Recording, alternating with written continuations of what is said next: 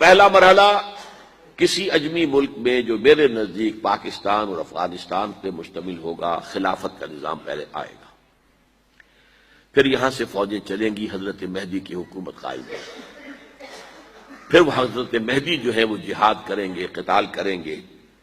اور اس قتال کے آخری مرحلے پر حضرت عیسیٰ علیہ السلام بھی نازل ہو جائیں گے،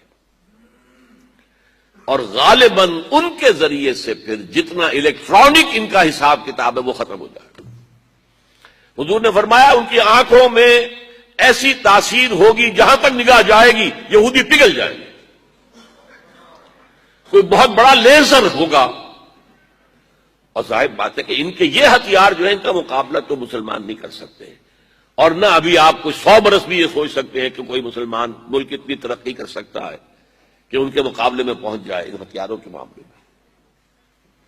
تو یہ اصل میں جو شخص سراپا معجزہ تھا، حضرت عیسیٰ جو ہے سراپا معجزہ، پیدائش معجزہ، آسمان پر اٹھایا جانا معجزہ، خلق حیات، بنایا مٹی کا پرندہ، پھونک ماری اڑنے لگا، احیاء موتا، مردہ کو کہا اٹھو قم باذن اللہ، اٹھ گیا چلنے لگا، مادرزاد اندھے کے آنکھ پر ہاتھ پھیری اور اس کو آنکھیں اللہ نے دے دی، کوڑھی کے جسم پر ہاتھ پھیرا اور کوڑ صاف، اس سے بڑے معجزے تو کسی کو دیے ہی نہیں گئے، سراپا معجزہ۔ وہی آ کر آخری جو بھی ہوگا معاملہ،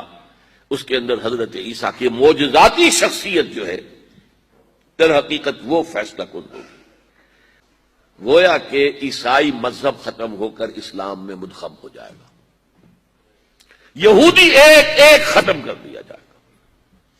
یہودی کیوں اس انجام کے مستحق ہیں؟ اللہ کا پرانا قاعدہ چلا آ رہا ہے، جس قوم کی طرف کسی رسول کو بھیجا، اگر قوم نے بحیثیت مجموعی رسول کا انکار کیا وہ ہلاک کر دی گئی۔ قوم نوح ہلاک ہوئی یا نہیں؟ قوم ہود، عاد ہلاک ہوئی یا نہیں؟ قوم سمود جن کی طرف حضرت صالح بھیجے گئے، قوم شعیب، عمورہ اور سدوم کی بستیاں، آل فرعون، یہودیوں کی طرف حضرت عیسیٰ کو رسول بنا کر بھیجا گیا تھا، انہوں نے رد کر دیا، محمد رسول اللہ کو رد کر دیا صلی اللہ علیہ وسلم۔ یہ اس سزا کے مستحق ہو چکے ہیں، لیکن وہ سزا ان کا رسول ہی ان کو آ کر دے گا، اسی لیے انہیں اٹھا لیا گیا،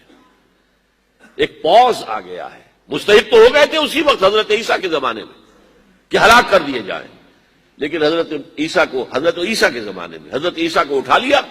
اور ان کا معاملہ جو ہے وہ ملتوی کر دیا، جیسے کسی کو پھانسی کی سزا تو ہو جائے لیکن ابھی ایگزیکیوشن نہیں ہوئی ہے، ایگزیکیوشن جو ہے وہ ڈیفر ہو گئی۔